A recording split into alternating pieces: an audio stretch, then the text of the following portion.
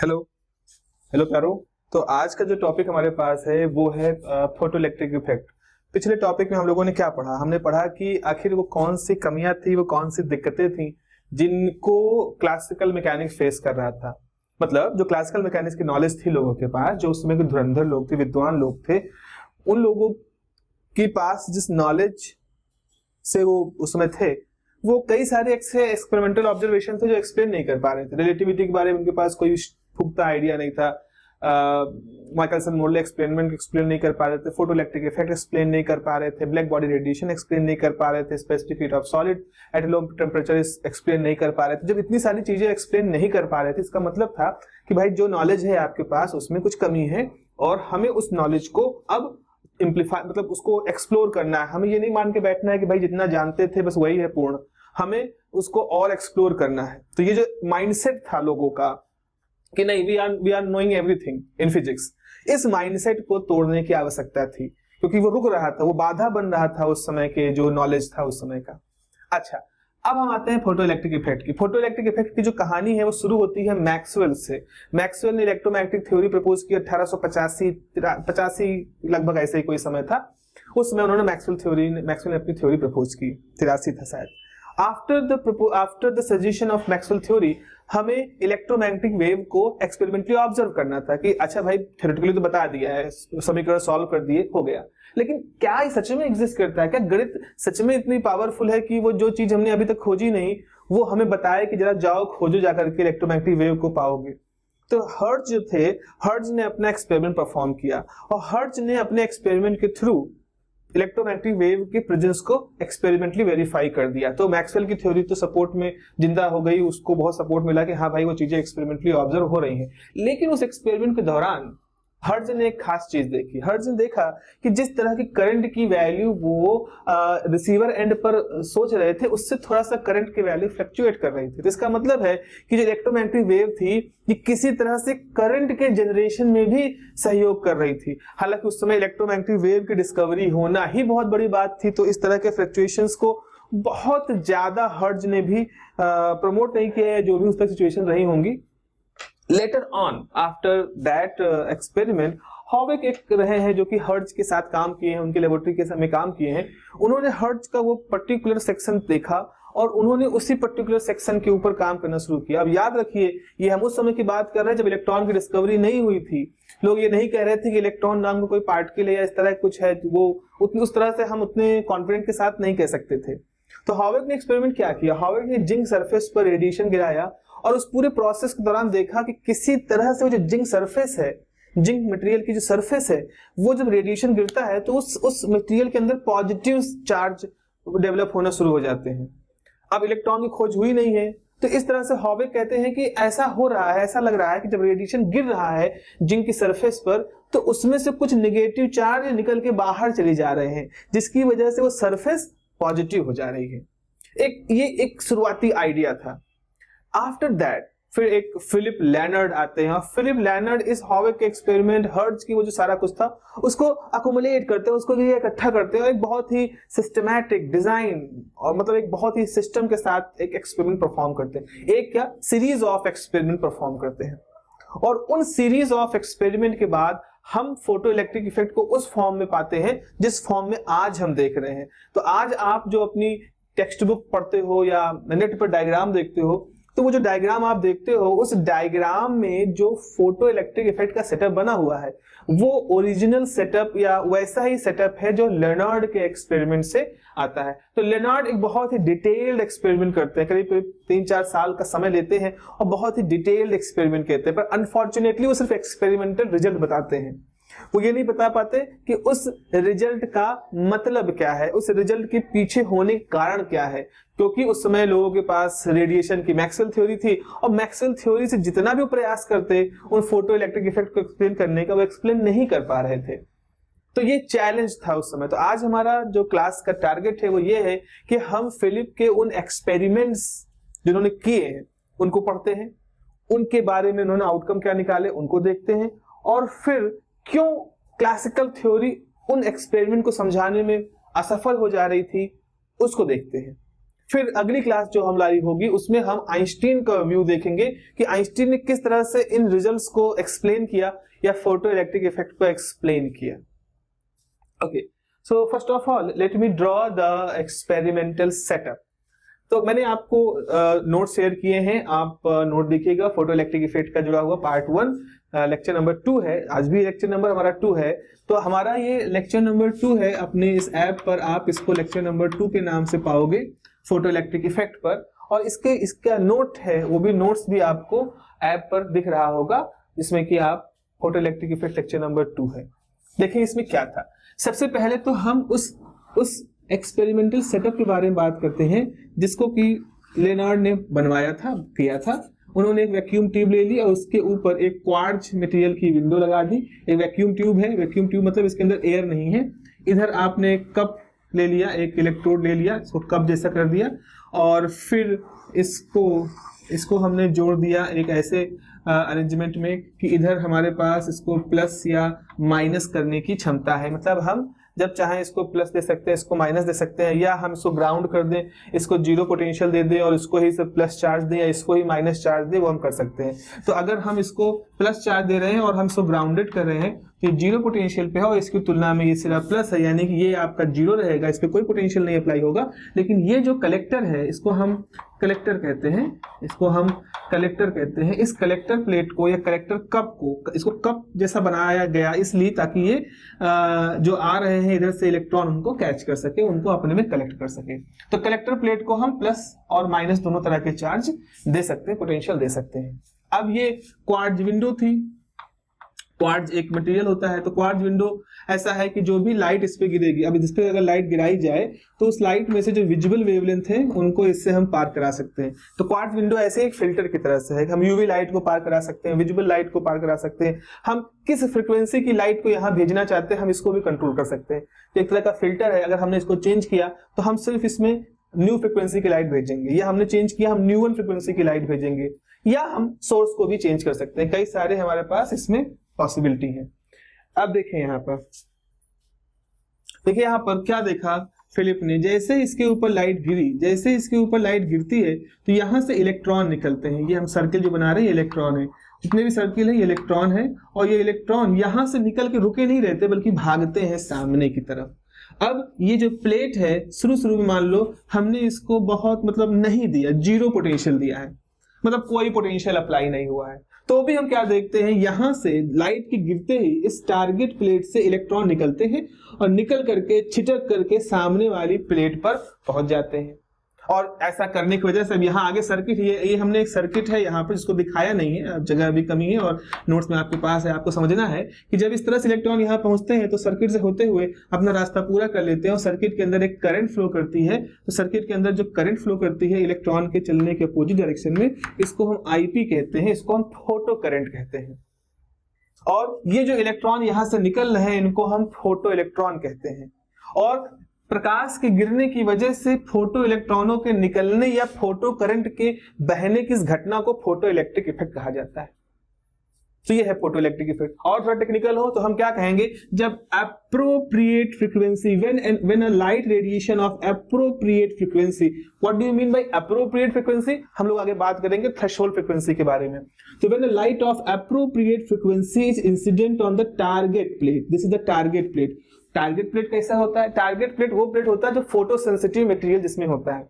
अब photo sensitive material क्या है, हम वर्क फंक्शन के बारे में पढ़ेंगे तो बात करेंगे। अभी आप ये मान रहिए कि कुछ मटेरियल ऐसे होते हैं जिनमें फोटो इलेक्ट्रिक इफेक्ट हम स्ट्रांगली देख सकते हैं, मतलब उसमें से फोटो इलेक्ट्रॉन ऐसे निकलते हैं कि उनको हम मेजर कर सकते हैं। कौन कौन से हैं, टंगस्टन हो गया, सीजियम हो गया, सोडियम हो गया, पोटेशियम हो गया, टिन हो गया।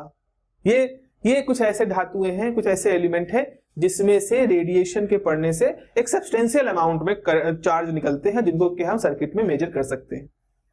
ठीक है, ये ऐसा है। तो when a radiation of appropriate frequency is incident on a photosensitive material, electrons are ejected from the surface of material, surface effect है, तो electrons are ejected from the surface of material, these electrons are called photoelectron in the presence of a close circuit, close circuit मतलब एक continuous path मिले, कहीं से break ना हो, इन the presence of close circuits these photo currents, these photo electrons create a current known as photo current and this whole effect is called the photoelectric effect। ये पूरी घटना फोटोइलेक्ट्रिक इफेक्ट के नाम से जानी जाती है।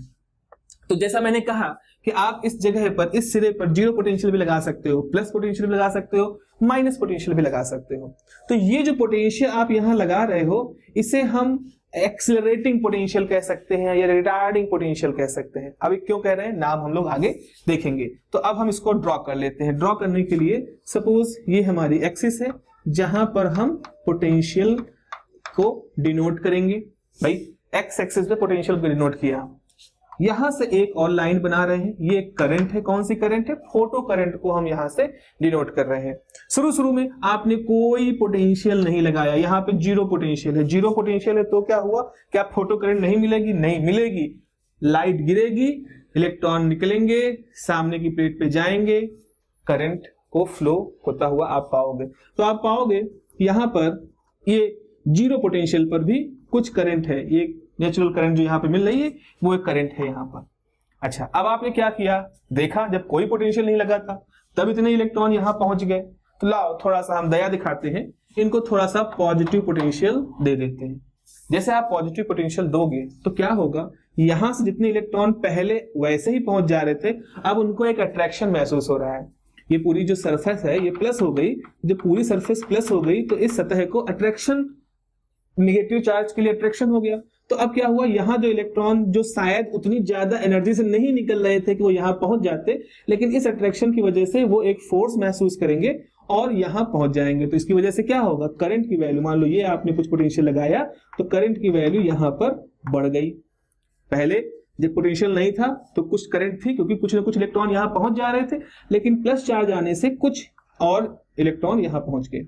आपने करंट की वैल्यू पोटेंशियल को और बढ़ा दिया, इस पोटेंशियल ने क्या किया, करंट को और इलेक्ट्रॉनों खींचा, और इलेक्ट्रॉनों खींचा तो और करंट बढ़ गई, तो करंट आपकी बढ़ गई। लेकिन अगर आप यहां लगातार पोटेंशियल बढ़ाते चले जाओ, इतना नहीं कि वो इस इलेक्ट्रोड से खींचना शुरू कर दे इलेक्ट्रॉनों को, आप उन्हीं इलेक्ट्रॉनों खींच रहे हैं जो कि लाइट के गिरने से बाहर निकले हैं। ऐसा आप नहीं कर रहे, यहां इतना पोटेंशियल लगा दो कि भले कोई लाइट ना गिरे, सामने वाले इलेक्ट्रोड से खींच के इलेक्ट्रॉन निकालना शुरू कर दे। इसको फील्ड एमिशन कहते हैं। वो फील्ड एमिशन प्रोसेस होता है जहां हम इलेक्ट्रिक फील्ड से सरफेस से इलेक्ट्रॉन को छीन लेते हैं, खींच के बाहर निकाल लेते हैं। हम उतना पोटेंशियल नहीं लगा रहे हैं। तो एक समय ऐसा आएगा कि जितने भी इलेक्ट्रॉन यहां से निकल रहे थे, मान लो 100 निकल रहे थे, अब 100 के 100 यहां पहुंच रहे हैं, तो अब आपने इसको और बढ़ा दिया तो भी 100 पहुंचेंगे। जब 100 निकल ही रहे हैं और 100 के 100 यहां पहुंच रहे हैं, तो अब आप क्या कर रहे हो, पोटेंशियल को आप थोड़ा और बढ़ा रहे हो, लेकिन करंट आपकी नहीं बढ़ रही है। तो फोटो करंट आपकी इस तरह से कांस्टेंट हो गई, सैचुरेट हो गई। और आपने जो लाइट यहां पे गिराई थी, मान लो उसकी इंटेंसिटी आई है, उसकी जो चमक है वो आई है, तो आई इंटेंसिटी की लाइट है। मान लो उस गिरने वाली लाइट की फ्रीक्वेंसी कुछ न्यू है, न्यू फ्रीक्वेंसी है, तो न्यू फ्रीक्वेंसी की लाइट है जिसकी इंटेंसिटी आई है, और वो लाइट, वो रेडिएशन प्लेट पे गिर रहा है, उस पे वजह से आपके पास फोटो करंट बन रही है, और ये फोटो करंट इस तरह से बढ़ती है और फिर जाके सैचुरेट हो जाती है, जो इस बात को रिप्रेजेंट कर रहा है कि जितने भी इलेक्ट्रॉन यहां से निकले, they all are reaching to the collector plate. अब कहानी में ट्विस्ट तब आएगा जब आप यहां पर निगेटिव पोटेंशियल लगाना शुरू कर दोगे। जैसे आप यहां निगेटिव पोटेंशियल लगाओगे, सारा मामला पलट गया। पहले क्या हो रहा था, जैसे ही यहां से इलेक्ट्रॉन निकलते थे, जब यहां कोई पोटेंशियल नहीं था, तो उनमें से मान लो 100 में से 70 इलेक्ट्रॉन यहां पहुंच जा रहे थे। भले यहां प्लस चार्ज ना लगा हो, लेकिन 70 इलेक्ट्रॉनों में इतनी ताकत थी कि वो यहां ऑटोमेटिकली भाग के पहुंच जा रहे थे। तो ये जो करंट थी ये उन 70 इलेक्ट्रॉनों की वजह से थी। आपने जब पोटेंशियल प्लस लगा दिया तो 70 से बढ़ के 100 इलेक्ट्रॉन हो गए। अब यही 100 इलेक्ट्रॉन बने हुए हैं, तो आपके पास करंट ऐसी थी। लेकिन अब आपने क्या किया, यहां माइनस साइन लगा रहे हो, माइनस पोटेंशियल लगा रहे हो। माइनस पोटेंशियल तो इलेक्ट्रॉनों को रिपल करेगा, क्योंकि इलेक्ट्रॉन भी नेगेटिव चार्ज है और पोटेंशियल भी नेगेटिव है। तो क्या होगा, जैसे आप यहां -1 करोगे, जैसे आपने -1 किया, तो इस -1 ने 70 में से 50 को ही आने दिया। भाई 50 में इतनी ताकत है कि चिटक के वहां पहुंच गए। इसमें से 20 ऐसे थे जो रुक गए इस नेगेटिव पोटेंशियल की वजह से। तो 1 पर आपकी करंट की वैल्यू घट गई। ये देखो आपकी करंट की वैल्यू घट गई। लेकिन अभी भी 50 इलेक्ट्रॉन के पास इतनी ताकत है, इतनी एनर्जी है कि सामने पोटेंशियल उनको रोक रहा है कि मत आओ हमारी तरफ, लेकिन वो इतनी ताकत में है कि वो जाते जाते वहां पर भिड़ गए। जैसे आप मोटरसाइकिल चला रहे हो, स्पीड में चलाए जा रहे हो, अचानक से ट्रैफिक वाला आपका लाइसेंस चेक करना चाहता है, एकदम से वो आपके सामने हाथ दिया कि रुक जाओ। अब आप इतनी स्पीड में हो कि आप रुकते रुकते भी थोड़ा सा आगे निकल जाओगे, है ना, थोड़ा सा आगे निकल जाओगे। तो होता ही है, मोमेंटम इतना था आपका, आपकी काइनेटिक एनर्जी इतनी थी। एकदम से खड़े हो गए, एकदम से ब्रेक लगा दी तो आप स्किड कर सकते हो, दिक्कत हो सकती है। तो आप उससे ही कुछ यहाँ पर है कि यहां से रुकावट हो रही है कि ओके होल्ड करो, बट कुछ इलेक्ट्रॉन जाके भिड़ गए। ऐसे 50 इलेक्ट्रॉन है। अब आपने क्या किया, -2 लगा दिया। जब -2 लगा दिया तो ऐसा हुआ कि इन 50 में से 40 रुक गए तो करंट और कम हो गई। देखो करंट तेजी से कम हो गई। फिर आपने -3 लगा दिया, -3 या -2 लगाया है, -2.9 लगा दिया। सपोज जैसे 2.9 निकाला तो अब यहां से एक इलेक्ट्रॉन ऐसा है जो बस पहुंच रहा है, बाकी सारे के सारे 70 में से 69 इलेक्ट्रॉन रुक गए। केवल एक इलेक्ट्रॉन ऐसा है जो पहुंच पा रहा है इस प्लेट पर। जब आपने -2.9 मान लो यहां कहीं है, तो बिल्कुल करंट 0 होती ही वाली थी कि एक इलेक्ट्रॉन की वजह से थोड़ी सी करंट मिली। अब ये इलेक्ट्रॉन कौन सा है, ये इलेक्ट्रॉन वो था जिसकी सबसे ज्यादा काइनेटिक एनर्जी थी। जितने भी 70 इलेक्ट्रॉन यहां से निकले थे, उन 70 में ये एक ऐसा इलेक्ट्रॉन था, या एक हो सकता है, एक से ज्यादा भी हो सकते हैं। ये वो इलेक्ट्रॉन थे जिनके पास इन सारे इलेक्ट्रॉनों से ज्यादा काइनेटिक एनर्जी थी। इस काइनेटिक एनर्जी की वजह से ये 2.9 वोल्ट के होने के बावजूद भी जाते जाते रोक नहीं पाते, इसको टच कर लेते, सर्किट पूरा हो जाता है, बहुत छोटी सी करंट फ्लो कर जाती है। अब आपने क्या किया, इस पोटेंशियल को 3 कर दिया, 2.9 से 3 कर दिया। जैसे आपने -3 वोल्ट लगाया, वो जो एक इलेक्ट्रॉन जा रहा था वो भी जाते जाते बस यहीं रुक गया। अब वो सर्किट पूरा नहीं हो रहा है। इलेक्ट्रॉन जब इस प्लेट को छू लेता तो सर्किट पूरा हो जाता, सर्किट पूरा नहीं हो रहा है। इसका मतलब है कि ये 3 वोल्ट वो वोल्ट है जिसने सबसे ज्यादा काइनेटिक एनर्जी वाले इलेक्ट्रॉन को, जो कि सामने वाली प्लेट से निकला था, उसको भी रोक दिया, है ना। समझ रहे हो लॉजिक क्या है। तो सबसे ज्यादा काइनेटिक एनर्जी वाला इलेक्ट्रॉन भी यहां से निकला, लेकिन सामने वाली प्लेट पे जाते जाते रुक गया। तो ये जो 3 वोल्ट का पोटेंशियल, इसको हम V0 कहते हैं, और इसको नाम दिया जाता है स्टॉपिंग पोटेंशियल। इसको हम क्या नाम देते हैं, स्टॉपिंग पोटेंशियल, रोकने वाला पोटेंशियल। कौन किसको रोक रहा है, सबसे तेजी से जो चला आ रहा था इलेक्ट्रॉन, उसको भी कहा बस अब रुक जाओ, अब नहीं आगे बढ़ सकते, प्लेट पे न टकराओ, तुम्हारा काम खत्म। तो हम ये जान गए हैं कि अगर हम कभी kinetic energy, maximum kinetic energy वाले इलेक्ट्रॉन के बारे में अगर हम सोचेंगे, तो वो इलेक्ट्रॉन की जो ऊर्जा होगी वो स्टॉपिंग पोटेंशियल से चार्ज ऑफ इलेक्ट्रॉन को मल्टीप्लाई कर दो तो इस एनर्जी के बराबर होगी, है ना। ये है आपका।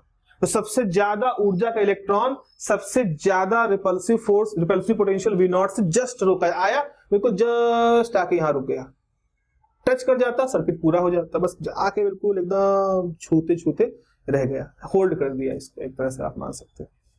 तो यहां पर हमने क्या पाया, हमारे पास एक, इसको थोड़ा सा हम ठीक कर देते, हमारे पास यहां पर एक पोटेंशियल आएगा जिसको कि हम नाम देंगे स्टॉपिंग पोटेंशियल। तो लेनार्ड कहते हैं कि अगर आप पोटेंशियल अप्लाई कर रहे हो दोनों प्लेटों के बीच में, एक रिलेटिवली दोनों प्लेटों के बीच में अगर पोटेंशियल अप्लाई कर रहे हो, अगर प्लस अप्लाई करोगे तो फोटो करंट थोड़ा सा बढ़ के कांस्टेंट हो जाएगी, सैचुरेट हो जाएगी। अगर माइनस करोगे तो एक समय ऐसा आएगा कि आपको एक स्टॉपिंग पोटेंशियल मिलेगा। इतना तो ठीक है। अब समस्या कहां शुरू होती है, समस्या शुरू होती है जब लेनार्ड इसकी फ्रीक्वेंसी चेंज करते हैं, या इंटेंसिटी की बात करते हैं, इंटेंसिटी चेंज करते हैं। तो लेनार्ड 2 काम करते हैं। लेनार्ड एक काम तो ये करते हैं कि पहले वो फ्रीक्वेंसी को फिक्स कर देते हैं और इंटेंसिटी को I1 उससे ज्यादा I2 उससे ज्यादा I3, सबसे ज्यादा I3 I2 I1, इस तरह इंटेंसिटी की लाइट इस्तेमाल करते हैं। मोटे मोटे तौर पर इंटेंसिटी की लाइट को ऐसे समझो कि हमने 50 वोल्ट का बल्ब ले लिया, हमने एक बल्ब लिया, I1 है 50 वाट का, I2 है 500 वाट का और I3 है 1000 वाट का। तो आप खुद ही इमेजिन करो, जो शादी बारात में देखो बड़े बड़े फ्लैश चलते हैं, स्टेडियम में जो बड़े बड़े फ्लैश लाइट लगी होती है तो वो बहुत बड़े बड़े, ऐसा ही कोई 1000 वाट का बल्ब है सबसे ज्यादा इंटेंसिटी का, 500 वाट का बल्ब है I2 और 50 वाट का बल्ब है I1 और इन सबकी फ्रीक्वेंसी सेम है। तो मान लें ये सबके सब येलो कलर के हैं, तो एक तरह से हम येलो कलर की फ्रीक्वेंसी को एक फिक्स फ्रीक्वेंसी मान रहे हैं। तो येलो कलर के 500 से लेके 1000 वाट के बल्ब है और वो अपना प्रयोग करते हैं हम उनके साथ। तो इसी ग्राफ में क्या दिखाई पड़ा, जरा देखेंगे ध्यान से, देखिएगा ध्यान से। तो जैसे ही उन्होंने I1 इंटेंसिटी 50 वाट का बल्ब लिया तो ग्राफ ऐसे आया, ग्राफ ऐसे कुछ आ गया। कब? जब इंटेंसिटी I1 थी। इसको मैं साफ कर देता हूं, ये IP है और ये पोटेंशियल है, फिर क्या हुआ, चमक बढ़ा दी गई, चमक को बढ़ा करके I2 कर दिया, I2 करते ही फोटो करंट की वैल्यू बढ़ गई और ये भी वैल्यू बढ़ गई, लेकिन आके दोनों खत्म हुए एक ही V0 पर। तो इंटेंसिटी के बढ़ने की वजह से हमने देखा कि हमारी जो ये करंट थी, जो बिना जीरो पोटेंशियल पे जो करंट मिल रही थी, ये वाली करंट, ये कुछ थी IP1 थी, और जैसे इंटेंसिटी बढ़ाई तो ये करंट IP2 हो गई। तो हमने देखा कि इंटेंसिटी बढ़ने के साथ हमारी जो फोटो करंट है उसका मैग्नीट्यूड बढ़ गया, लेकिन स्टॉपिंग पोटेंशियल कांस्टेंट रहा, स्टॉपिंग पोटेंशियल हमारा कांस्टेंट था। ओके, फिर क्या करा, फिर हमने इंटेंसिटी को और बढ़ा दिया, जैसा कि उम्मीद थी वही हुआ। तो यहां पर पाया हमने इंटेंसिटी बढ़ने के साथ क्या चीज बदल रही है, फोटो करंट की वैल्यू बढ़ रही है। मान लो 1 micro ampere, 5 micro ampere, 10 micro ampere. 50 वाट के बल्ब से 1 माइक्रो एम्पियर की करंट मिलती है शुरुआत में, 500 वाट के बल्ब से 5 माइक्रो एम्पियर करंट मिलती है और 1000 वाट से 10 माइक्रो एम्पियर की करंट मिलती है। लेकिन सबके लिए स्टॉपिंग पोटेंशियल सेम है। मान ले -5 वोल्ट, माइनस तो अब इस तरफ जाओगे तो माइनस मतलब है ही है, तो मतलब स्टॉपिंग पोटेंशियल 5 वोल्ट है। तो चाहे 1000 वाट का बल्ब लो तो भी उसमें से निकलने वाला सबसे ज्यादा काइनेटिक एनर्जी का इलेक्ट्रॉन उतना ही होगा जितना 50 वाट के बल्ब से होगा, क्योंकि ये फॉर्मूला जो हमने लिखा था एक बार लिख देते हैं कि जो स्टॉपिंग पोटेंशियल है वो किसके प्रोपोर्शनल है, वो काइनेटिक एनर्जी की प्रोपोर्शनल है। किसकी काइनेटिक एनर्जी? सबसे ज्यादा एनर्जी का जो इलेक्ट्रॉन निकल रहा है उसकी काइनेटिक एनर्जी। और अगर आप कह रहे हो कि स्टॉपिंग पोटेंशियल सेम है, इसका मतलब है सबसे ज्यादा ऊर्जा का इलेक्ट्रॉन जो टारगेट प्लेट से निकल रहा है वो इस बात पर डिपेंड ही नहीं कर रहा है कि आप 50 वाट का बल्ब ले रहे हो कि 1000 वाट का बल्ब ले रहे हो। आप 50 वाट का बल्ब लो चाहे 1000 वाट का बल्ब लो, हर स्थिति में आप उसी पोटेंशियल से उस इलेक्ट्रॉन को रोक देते हो। तो ये एक अनयूजुअल सी चीज थी। क्यों अनयूजुअल था हम लोग बात करेंगे। आगे क्या देखना, आगे देखते हैं लेनर्ड कि अब क्या करते हैं, फ्रीक्वेंसी को फिक्स करते हैं। तो अब की बार हम फ्रीक्वेंसी रखते हैं आई। मान लो 50 वाट का बल्ब ले लिया भैया हमने, ओके, और एक लिया फ्रीक्वेंसी जिसकी रखी ν1, दूसरे की ν2, तीसरे की ν3। तो सबसे ज्यादा फ्रीक्वेंसी किसकी होती है? ब्लू कलर की। सबसे कम जिसकी होती है रेड कलर की, और ये हो गया येलो। तो हमने 3 रंग के बल्ब ले लिए, रेड, येलो, ब्लू, और इंटेंसिटी 50 वाट। तो देखा क्या हमारे पास ग्राफ ऐसे आया, ग्राफ ऐसे आना था। तो ये ग्राफ किसके लिए था? जब फ्रीक्वेंसी आपकी, ये ग्राफ था, ये कोई पोटेंशियल V0 है स्टॉपिंग पोटेंशियल, ये जब फ्रीक्वेंसी ν1 थी, ν1 आप मान लो रेड कलर के लिए, रेड कलर के लिए था, रेड कलर के मेरे पास रेड है, ये रेड है। चलो ऐसा करते हैं, हम इसको बना देते हैं रेड से, इसको हम रेड से बना देते हैं, ये रेड है।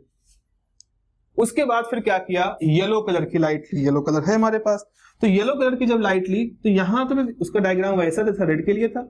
आगे बढ़ने पर ये हो गया, मतलब ये कि रेड कलर के लिए जितना स्टॉपिंग पोटेंशियल था उससे ज्यादा स्टॉपिंग पोटेंशियल है येलो कलर की लाइट के लिए। इंटेंसिटी वही 50 वाट, रंग बदल दिया लाल से पीला तो स्टॉपिंग पोटेंशियल बढ़ गया। स्टॉपिंग पोटेंशियल बढ़ने का मतलब है कि पीले कलर की लाइट गिरने पर ज्यादा काइनेटिक एनर्जी का फोटो इलेक्ट्रॉन निकला होगा, तभी उसको रोकने के लिए हमें और ज्यादा नेगेटिव पोटेंशियल लगाना पड़ा। इसका मतलब फ्रीक्वेंसी के चेंज होने से निकलने वाले इलेक्ट्रॉन, फोटो इलेक्ट्रॉन की काइनेटिक एनर्जी चेंज हो रही है, जबकि इंटेंसिटी फिक्स है। और दूसरी तरफ इससे क्या दिख रहा था, इंटेंसिटी चेंज करने से, जबकि फ्रीक्वेंसी फिक्स है, फोटो करंट का मैग्नीट्यूड बढ़ता है, 1 माइक्रो, 5 माइक्रो, 10 माइक्रो, लेकिन स्टॉपिंग पोटेंशियल सेम रहता है। यहां पर क्या है, लाल कलर, पीला कलर, नीला कलर का बल्ब इस्तेमाल करोगे तो फोटो करंट की वैल्यू उतनी है, मान लो 2 माइक्रो एम्पियर, 2 माइक्रो एम्पियर रहेगी, लेकिन स्टॉपिंग पोटेंशियल लगातार चेंज हो रहा है। और ब्लू कलर के लिए जब आप लोगे तो ब्लू को व्हाइट लाइन से दिखा रहे हैं, तो ब्लू कलर के लिए डायग्राम ऐसे आ गया, थोड़ा सा ऐसे करके, ऐसे हल्का सा होता है, हम थोड़ा इतना प्रिसाइसनेस में नहीं जा रहे हैं, तो ये हो गया। This is for frequency new 3, this is for frequency new 2 and this is for frequency new 1, सबके लिए स्टॉपिंग पोटेंशियल चेंज हो रहा है और फोटो करंट की वैल्यू कोई फिक्स है। ये सारी चीजें अप्रत्याशित थी, अनएक्सपेक्टेड थी, समझ से परे थे। और क्या देखा, और क्या देखा जरा सुन लो, इसको मैं साफ कर देता हूं। और ये देखा कि मान ले हम फ्रीक्वेंसी को यहां अप्लाई करें और जो काइनेटिक एनर्जी निकल रही है इलेक्ट्रॉन की उसको हम यहां अप्लाई करें, तो ये पोटेंशियल नहीं है, फ्रीक्वेंसी है, तो इसको फ्रीक्वेंसी ये है हमारी।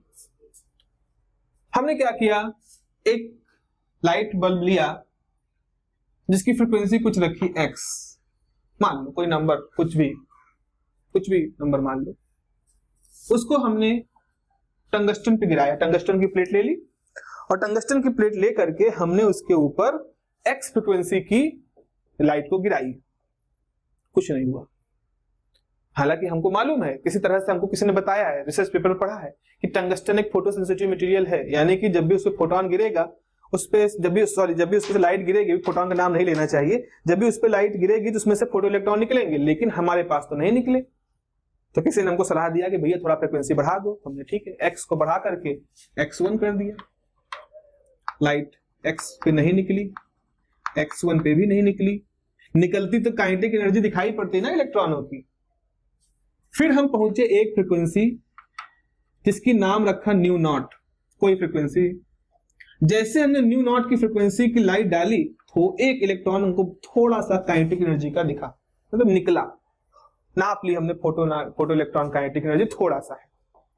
फिर हमें हौसला मिला, हमने फ्रीक्वेंसी को और बढ़ाया, तो हम क्या देखते हैं कि निकलने वाले इलेक्ट्रॉन की काइनेटिक एनर्जी बढ़ती जा रही है। टंगस्टन जिसका केमिकल रिप्रेजेंटेशन W होता है, उसके लिए था।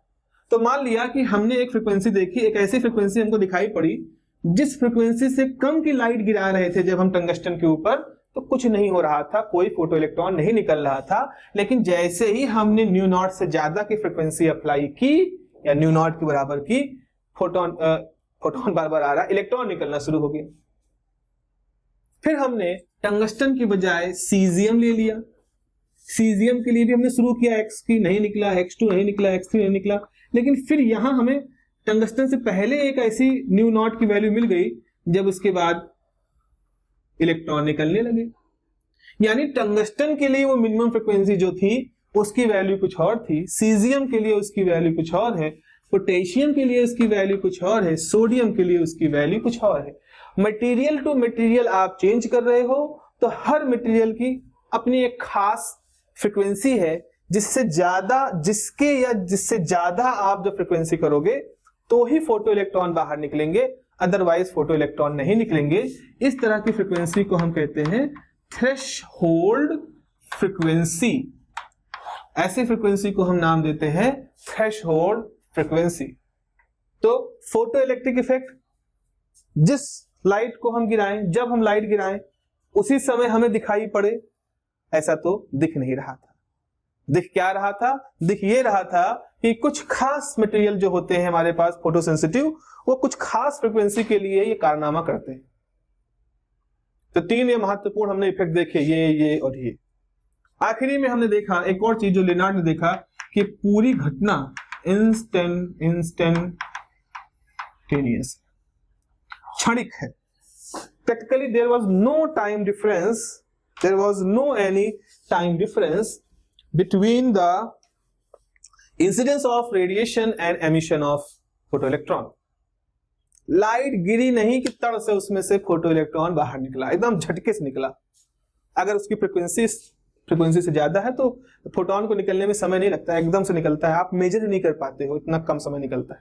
आज हमारे पास बहुत ही अल्ट्रा हाई स्पेक्ट्रोस्कोपिक टेक्निक हो चुकी हैं, तो हम माइक picosecond 10⁻12 second 10⁻, zeta second -14 second, इतना कम समय नाप सकते हैं। लेकिन आप सोचो 1888 की बात सोचो, आज से 125 साल पहले लगभग या 130 साल पहले, उस समय इतनी टेक्नोलॉजी नहीं थी कि लोग इस टाइम डिफरेंस को नाप पाते, तो उनके लिए कोई टाइम डिफरेंस था ही नहीं। तो इसीलिए इस घटना कहते हैं इंस्टेंटेनियस, कि क्षणिक, जितना कम समय सोच सकते उतने कम समय में होने वाली घटना है।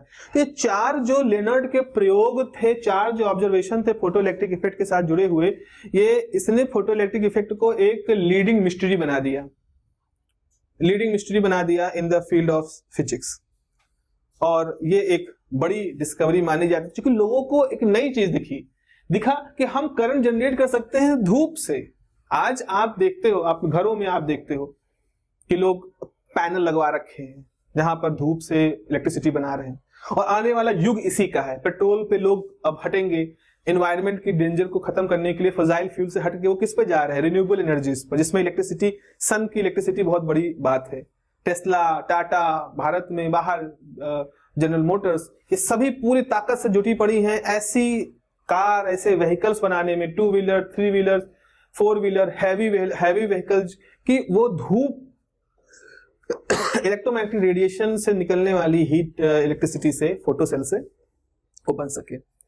अब ये सारी चीजें थी, और इस इंपॉर्टेंस को देखते हुए 1905 में लेनर्ड को फिजिक्स का नोबेल भी दिया गया था, just for this detailed discovery of photo electric effect. क्योंकि ये उम्मीद थी लोगों को कि ये डिस्कवरी कोई छोटी मोटी नहीं है, एक बड़ी डिस्कवरी है। तो हर्ट्ज ने जिस चीज को एक बड़े प्रयोग के एक प्रोडक्ट के रूप में देखा, लेनर्ड ने उसको बहुत अच्छे तरीके से इवेल्युएट करके उसको उन्होंने बहुत ही डिटेल्ड तरीके से उसको करवाया। ये थे उसके रिजल्ट, लेकिन रहस्य जस का तस बना था कि क्यों हो रहा है। अब आते हैं अपनी इलेक्ट्रोमैग्नेटिक थ्योरी पर। The notes is available on the app. आप इस लेक्चर को देखने के बाद वो नोट को पढ़िएगा। आई एम 100% श्योर कि आप चीजों को समझ जाएंगे। कोई दिक्कत हो, message me, I will try to further explain the things. पहले तो हम यही सोचें, इंस्टेंटेनियस होने का क्या कारण। अगेन इलेक्ट्रॉन वाज डिस्कवर्ड, 1905 में आते हैं। 1905 से पहले का समय अगर हम देखते हैं तो थॉमस ने इलेक्ट्रॉन डिस्कवर कर लिया था। तो इलेक्ट्रॉन के बारे में लोगों को आइडिया था, बट एटम का आइडिया नहीं था कि इलेक्ट्रॉन कैसे बंधे हैं, क्या है, कुछ ऐसा कुछ आइडिया नहीं था। तो जरा समझो, इस प्रयास को समझने का कोशिश करो। हमारे पास एक सरफेस है, ये हमारी सरफेस है, और हम कह रहे हैं इस सरफेस पर, इसके अंदर बहुत सारे इलेक्ट्रॉन रैंडम भरे पड़े हैं, किसी कोई क्रम नहीं है, लेकिन इस पूरे सरफेस पर जस का तस यहां वहां जहां तहां बिखरे हुए हैं। अब क्या हो रहा है भाई, अब इसके ऊपर रेडिएशन गिर रहे हैं, इलेक्ट्रोमैग्नेटिक रेडिएशन, इलेक्ट्रोमैग्नेटिक वेव है ना, ऐसे गिर रही है। अब देखो, इलेक्ट्रोमैग्नेटिक रेडिएशन में क्या मालूम था, एक इलेक्ट्रिक कंपोनेंट होता है, एक मैग्नेटिक कंपोनेंट होता है। इलेक्ट्रिक कंपोनेंट होता है, मैग्नेटिक कंपोनेंट होता है, इलेक्ट्रिक कंपोनेंट होता है, मैग्नेटिक कंपोनेंट होता है। तो इलेक्ट्रोमैग्नेटिक वेव को इलेक्ट्रोमैग्नेटिक क्यों कहते हैं? क्योंकि उसके अंदर इलेक्ट्रिक और मैग्नेटिक कंपोनेंट होते हैं। हम अपना ध्यान लगाते हैं इलेक्ट्रिक कंपोनेंट पे, तो इलेक्ट्रिक कंपोनेंट जो होते हैं उनकी इलेक्ट्रिक फील्ड इन इलेक्ट्रॉनों को इन्फ्लुएंस करते हैं, क्योंकि इलेक्ट्रॉन चार्ज पार्टिकल है, इलेक्ट्रिक फील्ड का प्रभाव महसूस करते हैं। तो जब रेडिएशन इन पे गिरता है तो इस इलेक्ट्रिक फील्ड की वजह से ये इलेक्ट्रॉन एक फोर्स F = QE महसूस करते हैं। लेकिन इस फोर्स, ये इतना फोर्स नहीं होता कि वो एक झटके से बाहर निकल पाए, है ना। उसके लिए वो, हाँ, ये है कि थोड़ा सा वो हिलेंगे, अपनी जगह पे जिगलिंग करेंगे। आप ऐसे सोचो जैसे कभी देखा हो लोग, जैसे जब रैली वैली होती है तो बल्लियां जमीन के अंदर खोद के गाड़ देते हैं। अच्छा, अब जब उखाड़ना होता है तो कैसे उखाड़ते हैं? अब जैसे मान लो बल्ली है, इस तरह से बल्ली है एक जगह पे, तो पहले आएंगे उसको ऐसे ऐसे ऐसे से हिलाएंगे, फिर ऐसे ऐसे करेंगे, मतलब थोड़ा ढीला हो जाए, वो जहां जमीन पकड़ है उसकी ढीली हो जाए, फिर ऐसे ऐसे थोड़ी देर हिला हिला के फिर उसको वो बाहर खींचते हैं।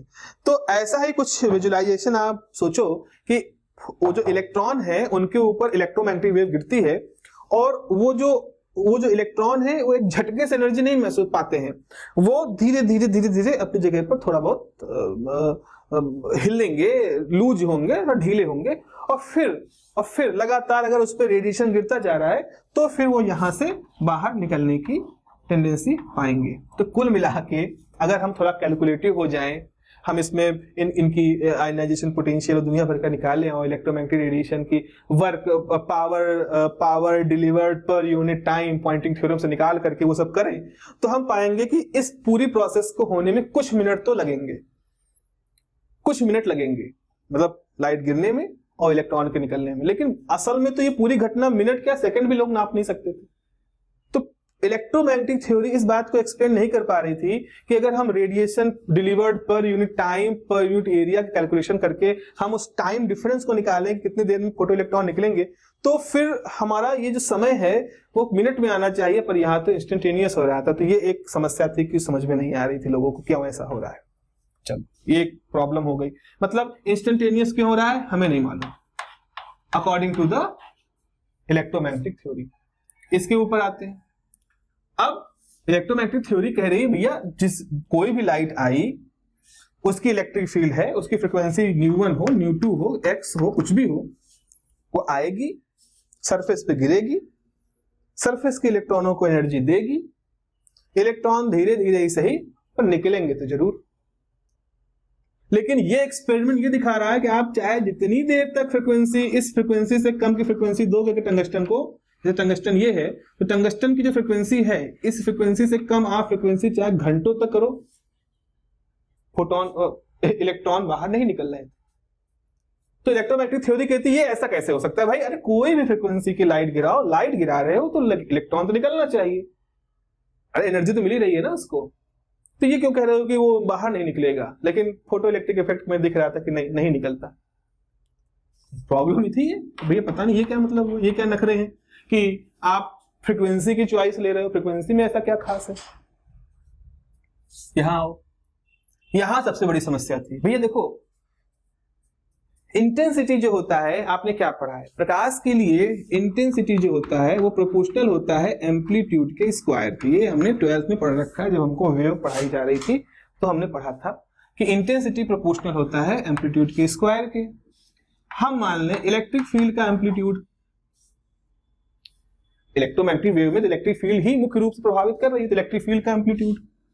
तो अगर हम इंटेंसिटी बढ़ा रहे हैं, इसका इलेक्ट्रिक फील्ड का एम्पलीट्यूड बढ़ा रहे हैं। अगर इलेक्ट्रिक फील्ड का एम्पलीट्यूड बढ़ा रहे हैं तो उसके द्वारा F बराबर QE, इतना फोर्स इलेक्ट्रॉनों पे लगना चाहिए। तो इंटेंसिटी अगर बढ़ रही है तो इसका मतलब E बढ़ रहा है, अगर E बढ़ रहा है तो QE बढ़ रहा है, और QE बढ़ रहा है ज्यादा फोर्स लग रहा है, ज्यादा फोर्स लग रहा है तो ज्यादा एनर्जी का इलेक्ट्रॉन बाहर निकलना चाहिए। अरे भाई जैसे फुटबॉल रखे हैं, 3 फुटबॉल रखे हैं, 5 साल के बच्चे जिसको किक किया, तो 5 साल के बच्चे के पैर में कितनी ताकत है? कम है ना, तो कम ताकत है तो कम दूर जाएगा।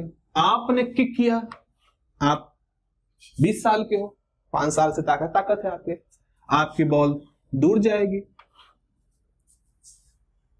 मेसी आ गया, रोनाल्डो आ गया, प्रोफेशनल फुटबॉलर, जबरदस्त किकिंग पावर, वो मारेंगे तो बिल्कुल स्टेडियम के बाहर चली जाएगी।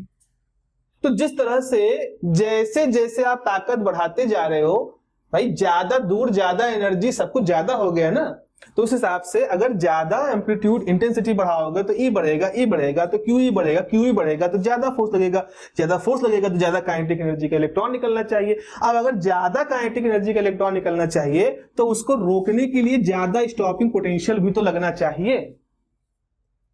ज्यादा एनर्जी से इलेक्ट्रॉन आ रहा है तो आप रोकने के लिए ज्यादा इधर से भी उतना ही पोटेंशियल लगाओगे। यानी इंटेंसिटी बढ़ने के साथ स्टॉपिंग पोटेंशियल बढ़ना चाहिए। किसके हिसाब से? क्लासिकल थ्योरी के हिसाब से। पर हो ऐसा नहीं रहा था। हो क्या रहा था? इंटेंसिटी आप उतनी रखो, फ्रीक्वेंसी चेंज कर दिए।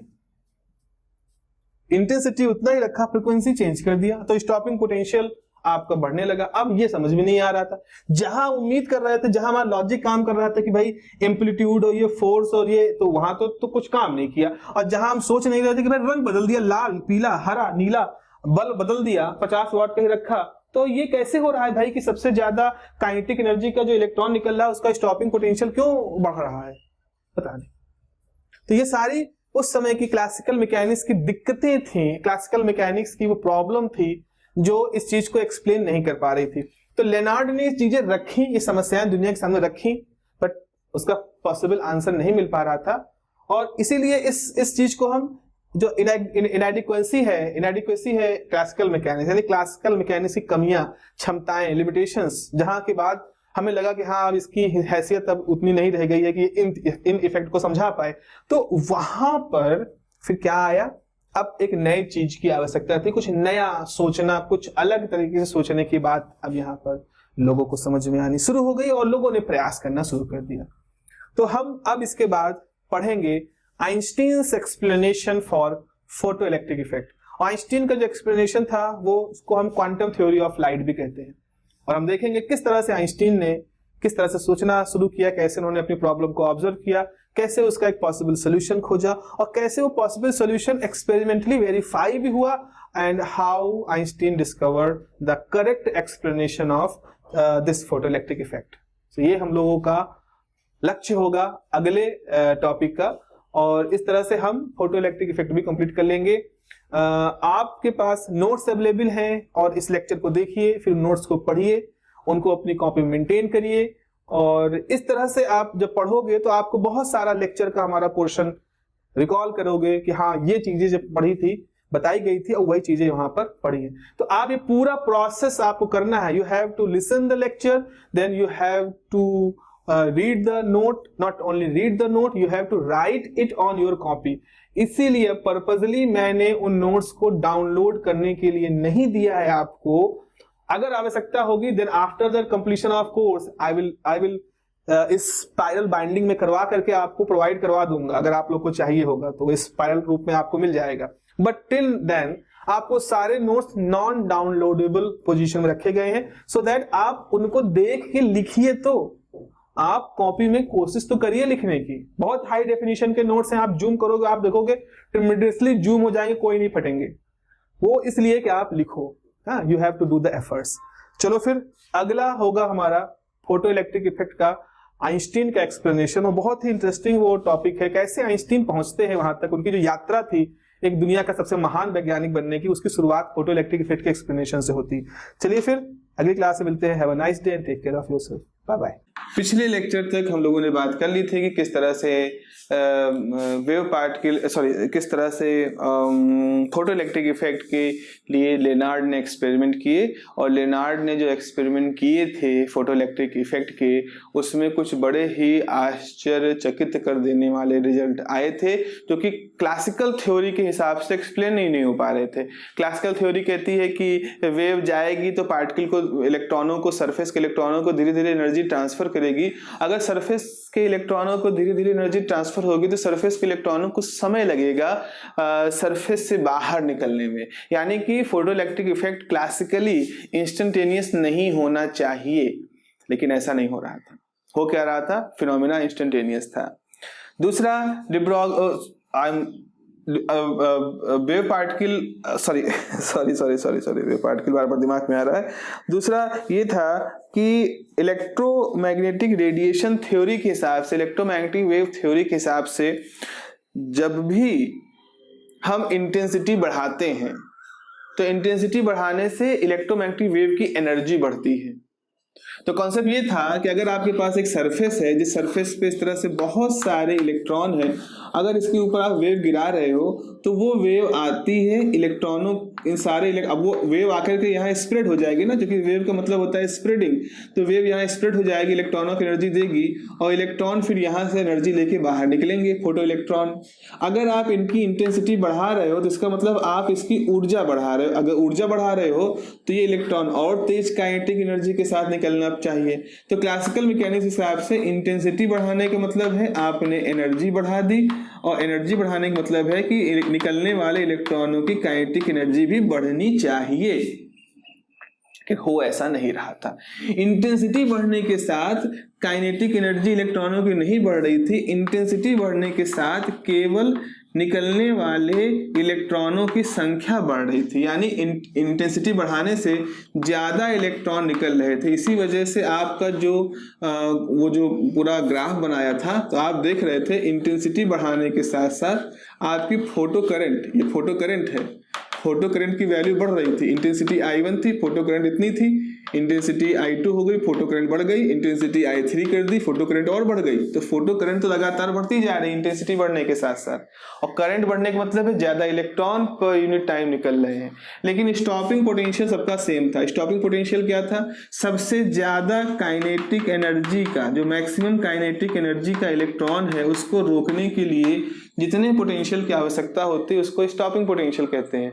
तो अगर स्टॉपिंग पोटेंशियल की वैल्यू चेंज नहीं हो रही है, इसका मतलब है कि सबसे ज्यादा निकलने वाले, सबसे ज्यादा काइनेटिक एनर्जी से निकलने वाले इलेक्ट्रॉन की एनर्जी फिक्स है, ये फिक्स है, तभी V फिक्स है। अगर ये बढ़ती तो V को भी बढ़ाना पड़ता, और V का फिक्स होना, V नॉट का फिक्स होना इस बात का संकेत है कि आप इंटेंसिटी तो बढ़ा रहे हो, लेकिन उस इंटेंसिटी के साथ हमारा स्टॉपिंग पोटेंशियल चेंज नहीं हो रहा है। ये पता नहीं क्यों हो रहा था, लोग नहीं समझ पा रहे थे।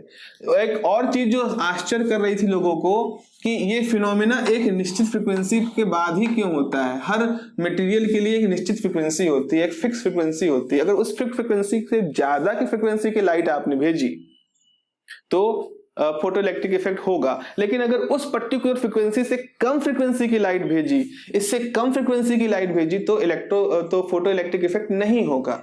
तो क्लासिकल थ्योरी तो कहती भाई वेव जाए, जिस भी फ्रीक्वेंसी की वेव जाए वो तो एनर्जी ट्रांसफर करेगी इलेक्ट्रॉनों को, इलेक्ट्रॉन बाहर निकलेगा। ये कैसे हो सकता है कि खास फ्रीक्वेंसी के लिए हुआ और खास फ्रीक्वेंसी के लिए नहीं हुआ? ये भी लोगों की समझ से परे था। आखिरी जो सबसे बड़ी समस्याओं में एक समस्या थी कि इंटेंसिटी फिक्स रखने पर अगर हम फ्रीक्वेंसी बढ़ाते हैं तो फ्रीक्वेंसी बढ़ाने के साथ हमारा स्टॉपिंग पोटेंशियल बढ़ता क्यों है। देख रहे हो, फ्रीक्वेंसी हमने रखी ν1 तो स्टॉपिंग पोटेंशियल V1, फ्रीक्वेंसी रखी ν2 स्टॉपिंग पोटेंशियल V2, फ्रीक्वेंसी रखी ν3 स्टॉपिंग पोटेंशियल V3। तो आखिर ये क्यों हो रहा है भैया? इंटेंसिटी आपने फिक्स रखी, फ्रीक्वेंसी बढ़ाई। फ्रीक्वेंसी बढ़ाने का सीधा सा मतलब आप समझ लो कि कलर चेंज किया, पीले रंग से लाल रंग का बल्ब लगा दिया, लाल रंग से नीले रंग का बल्ब लगा दिया, तो फ्रीक्वेंसी हम चेंज कर रहे हैं। और केवल रंग बदलने से क्यों स्टॉपिंग पोटेंशियल बदल रहा है? और स्टॉपिंग पोटेंशियल बढ़ने का मतलब है ज्यादा एनर्जी का इलेक्ट्रॉन निकल रहा है, तभी उसको रोकने के लिए ज्यादा पोटेंशियल की आवश्यकता हो रही है। तो V बढ़ने का मतलब है अगर आपने कम फ्रीक्वेंसी की लाइट ली तो कम फ्रीक्वेंसी की लाइट से कम मैक्सिमम काइनेटिक एनर्जी का इलेक्ट्रॉन निकला, इसीलिए आपको केवल V1 पोटेंशियल की आवश्यकता हुई। लेकिन जैसे ही आपने फ्रीक्वेंसी को बढ़ा के ν2 कर दिया तो पोटेंशियल बढ़ गया, V2 हो गया। V2 होने का मतलब है कि अब काइनेटिक एनर्जी, जो मैक्सिमम काइनेटिक एनर्जी वो बढ़ गई। आपने फ्रीक्वेंसी ν3 की तो स्टॉपिंग पोटेंशियल V3 हो गया। स्टॉपिंग पोटेंशियल V3 होने का मतलब है काइनेटिक एनर्जी निकलने वाले इलेक्ट्रॉन की और ज्यादा बढ़ गई। तो ये सब क्यों हो रहा है? ये चीजें उस समय लोग समझ नहीं पा रहे थे। अब आते हैं द ग्रेट आइंस्टीन। आइंस्टीन इन सब चीजों को देखते हैं, लेनार्ड का एक्सपेरिमेंट देख चुके थे और वो काफी प्रभावित थे लेनार्ड के उन एक्सपेरिमेंट को देखने से, और वो काफी ज्यादा उससे मोटिवेटेड थे कि आखिर ऐसा क्या हो रहा है, बड़ा फैसिनेटिंग उनको लगता था। तो आइंस्टीन एक कंसेप्चुअलाइजेशन करते हैं। देखो भाई, प्लांक उससे पहले थे, प्लांक के बारे में मैंने आपको बताया है कि प्लांक ने उससे पहले ब्लैक बॉडी रेडिएशन को समझाने के लिए उन्होंने एक कॉन्सेप्ट दिया था E बराबर hν। अब जरा समझ लो ये कॉन्सेप्ट था क्या, प्लांक ने किया क्या था और फिर आइंस्टीन ने क्या किया, ये जरा समझ लो, ये बहुत जरूरी है, कॉन्सेप्चुअली इसको समझ लो। प्लांक के हिसाब से कोई जो ब्लैक बॉडी होती है, ब्लैक बॉडी क्या होती है? ब्लैक बॉडी ऐसे ऑब्जेक्ट होते हैं जो कि अपने ऊपर गिरने वाले सारे रेडिएशन को एब्जॉर्ब कर लेते हैं और फिर टेम्परेचर चेंज करने पर उसको एमिट भी करते हैं। जैसे आपने कहीं काजल का टीका लगा दिया या भट्ठी जैसे होती है वो, इस तरह कुछ एग्जाम्पल हैं। तो अगर हमारे पास कोई ब्लैक बॉडी है, जैसे सपोज ये हमारी ब्लैक बॉडी है, तो ये ब्लैक बॉडी भाई इलेक्ट्रॉनों से मिलकर बनी है, जैसे सब चीज बनी है। तो प्लांक कहते हैं कि हम ये मान लें कि जो ब्लैक बॉडी है ये बहुत सारे ऐसे ऑसिलेटर से मिलकर बनी है। इस ब्लैक बॉडी में ऐसे बहुत सारी स्प्रिंग हैं। आप ऐसे समझ लो कि इस ब्लैक बॉडी के अंदर बहुत सारे स्प्रिंग हैं जिनको कि हम नाम देते हैं क्वांटम ऑसिलेटर। मॉडल बना रहे हैं तो सोचो एक थोड़ी देर के लिए। तो एक ब्लैक बॉडी बहुत सारे स्प्रिंगों से मिलकर बनी है। जब इस ब्लैक बॉडी पर रेडिएशन गिरता है, यानी कि बाहर से जब इसके ऊपर वेवलेंथ गिर रही है, तो क्या होती, जो स्प्रिंग है, जितने भी ये क्वांटम स्प्रिंग है, क्वांटम ऑसिलेटर है जिसको कि आप मान रहे हो, ये इस रेडिएशन को एब्जॉर्ब कर लेते हैं और एब्जॉर्ब करके अपना यहाँ पर ऑसिलेट करना शुरू कर देते हैं। तो जैसे आप सोचो एक बॉक्स है, इसमें बहुत सारी स्प्रिंग रखी है, बहुत सारी जो पेन की क्लिक वाली स्प्रिंग है। जैसे उस बॉक्स पर लाइट गिरती है वो सारी स्प्रिंग हिलने लगती हैं। जितनी एनर्जी गिरी वो सारी एनर्जी को एब्जॉर्ब कर लिया उन स्प्रिंग ने। और ये जो स्प्रिंग है इनकी एनर्जी इस फॉर्मूले से दी गई है। इन क्वांटम ऑसिलेटर्स की एनर्जी इस फॉर्मूले से दी गई है। यहाँ आप n लिख सकते हो, यहाँ एक नंबर n लिखा जा सकता है। यानी या तो इनकी एनर्जी h न्यू होगी, या इनकी एनर्जी 2h न्यू होगी, या इनकी एनर्जी 3h न्यू होगी, या इनकी एनर्जी इसी तरह से इंटीजर नंबर में होगी। ये फ्रैक्शन नंबर नहीं हो सकता। आप नहीं सोच सकते 1.2h न्यू, 3.9h न्यू, इस तरह की एनर्जी नहीं हो सकती है।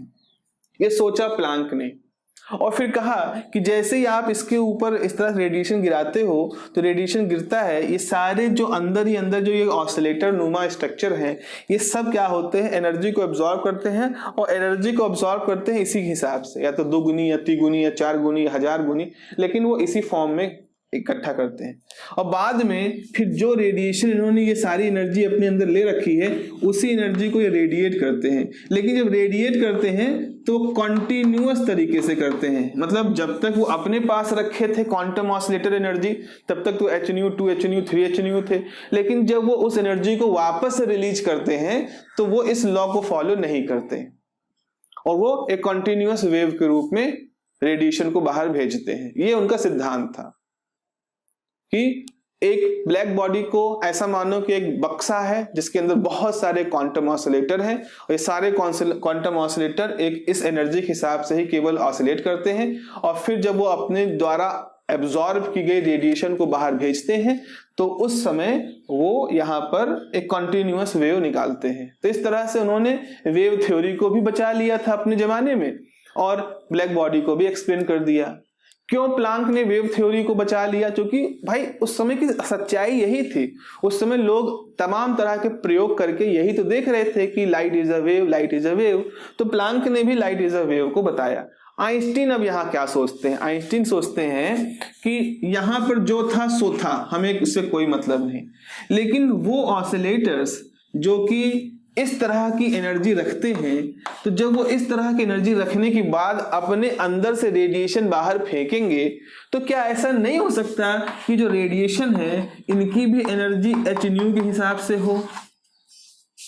यानी आइंस्टीन क्या सोच रहे थे? आइंस्टीन सोच रहे थे कि क्या ऐसा नहीं हो सकता कि जिसको हम कंटिन्यूअस इलेक्ट्रोमैग्नेटिक वेव मानते हैं उस कंटिन्यूअस इलेक्ट्रोमैग्नेटिक वेव में इस तरह के एनर्जी पैकेट हो, एनर्जी स्ट्रक्चर हो। तो जहां प्लांक सोचना चाह रहे थे लेकिन नहीं सोच पाए क्योंकि उन्होंने इतिहास पढ़ रखा था कि लाइट इज अ वेव और ये सारी चीजें, आइंस्टीन वहीं पर उससे आगे जाके सोचते क्यों नहीं हम सोच सकते कि लाइट एक पार्टिकल बिहेवियर रखता है। जैसे आप नल को खोल दो तो एक धार के रूप में पानी निकलती है, लेकिन नल को टाइट कर दो तो आप उसका बूंद बूंद देखते हो। तो आप मान सकते हो पानी की जो पूरी धार निकल रही है नल से वो असंख्य मात्रा में जो बूंदे हैं उनका एक समूह है। तो आइंस्टीन ने यही कहा, जिस चीज को हम इलेक्ट्रोमैग्नेटिक वेव रेडिएशन का कंटिन्यूअस फॉर्म कहते हैं असल में बहुत सारे एनर्जी पैकेट से मिलकर बना है और हर एनर्जी पैकेट की एनर्जी h न्यू के बराबर है। तो एक तरह से आप समझे यहाँ पे आइंस्टीन ने क्या किया था? आइंस्टीन ने क्या किया, प्लांक का कॉन्सेप्ट आगे बढ़ाया।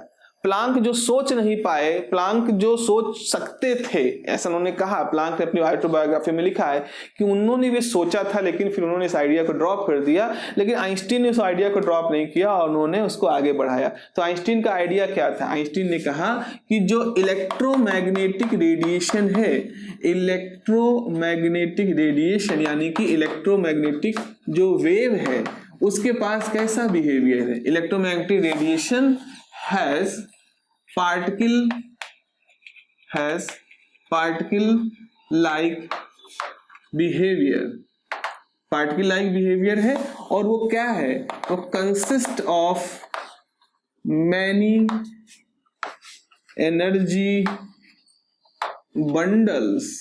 हम मान सकते हैं कि जैसे आप सोचो, जैसे ये इलेक्ट्रोमैग्नेटिक वेव है, हम अभी तक सोचते आ रहे थे कि हमारी इलेक्ट्रोमैग्नेटिक वेव इस तरह से कॉन्टिन्यूअस है, लेकिन आइंस्टीन कहते हैं ये कॉन्टिन्यूअस ऐसे ना मानो, इसको मानो कि बहुत सारे पैकेटों से मिलके बना है, ये बहुत सारे पैकेटों से मिलके बना है। एनर्जी के यहाँ बहुत सारे पैकेट हैं, ये जो हम सर्किल बनाना कोशिश कर रहे हैं ये सब पैकेट है। कितनी मात्रा में? असंख्य मात्रा में, असंख्य मात्रा में ये पैकेट है और इन पैकेटों की एनर्जी E = h न्यू या NH न्यू फॉर्मूले से दी जा सकती है। तो आइंस्टीन प्लांक के कॉन्सेप्ट को आगे बढ़ाते हैं और प्लांक कॉन्सेप्ट को आगे बढ़ा करके वो कहते हैं कि आप मान सकते हो कि जो कंटिन्यूअस वेव आपको दिख रही है वो असल में बड़ी मात्रा में एनर्जी पैकेटों का एक समूह है, एक भीड़ है जो चली जा रही है बहुत बड़ी मात्रा में, और इस भीड़ में जितने पार्टिकल हैं उनकी सबकी एनर्जी इस E = h न्यू फॉर्मूले को फॉलो करती है, जो कि ओरिजिनली प्लांक ने सोचा था ब्लैक बॉडी के अंदर के जो क्वांटम ऑसिलेटर थे उनको समझाने के लिए। तो ये जो कॉन्सेप्ट था आइंस्टीन का, ये अपने आप में उस समय का बड़ा ही जबरदस्त कॉन्सेप्ट था। क्यों?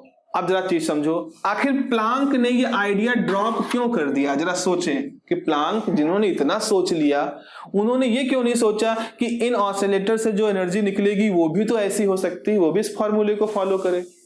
वो क्यों नहीं सोच पाए? क्यों? क्योंकि इतिहास उनको रोक देता है। 1680 लगभग बात है, जब न्यूटन थे, और न्यूटन ने एक बार जब अपने समय में उन्होंने एक सिद्धांत दिया था कि उन्होंने कहा था कि प्रकाश में कण जैसा व्यवहार होता है, तो उसको कहते हैं कोपरनिकस थ्योरी या न्यूटन का कणिका सिद्धांत, न्यूटन का कण वाला सिद्धांत या पार्टिकल सिद्धांत। न्यूटन ये मानते थे कि प्रकाश जो होता है वो कणों से मिलकर बना है, लेकिन इस सिद्धांत को साबित नहीं कर पाए क्योंकि इंटरफेरेंस, डिफ्रैक्शन, पोलराइजेशन, ये सारी घटनाएं उस समय जो दिख रही थी वो सारी घटनाएं इस सबूत के नहीं दे रही थी कि प्रकाश एक कण है।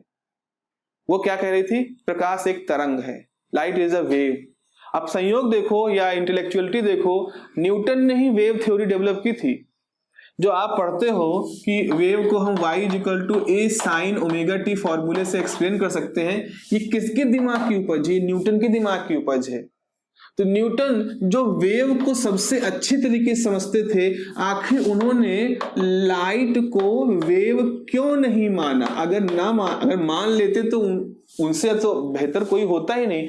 एक व्यक्ति जिसने वेव को समझा, जिसने वेव को मैथमेटिकली प्रेजेंट करना दुनिया को सिखाया, वो तो कभी भी सोच सकता था कि लाइट इज अ वेव, और सोचा भी होगा, लेकिन फिर भी न्यूटन का जो इंट्यूशन था वो उनको हमेशा इस बात की तरफ मोटिवेट करता था कि लाइट के पास पार्टिकल बिहेवियर है। बट अनफॉर्चुनेटली ये न्यूटन के जमाने में फोटोइलेक्ट्रिक इफेक्ट हुआ नहीं, न्यूटन के जमाने में कॉम्पटन इफेक्ट हुआ नहीं, तो न्यूटन के पास कोई सबूत नहीं था ये दिखाने का कि देखो पार्टिकल नेचर है।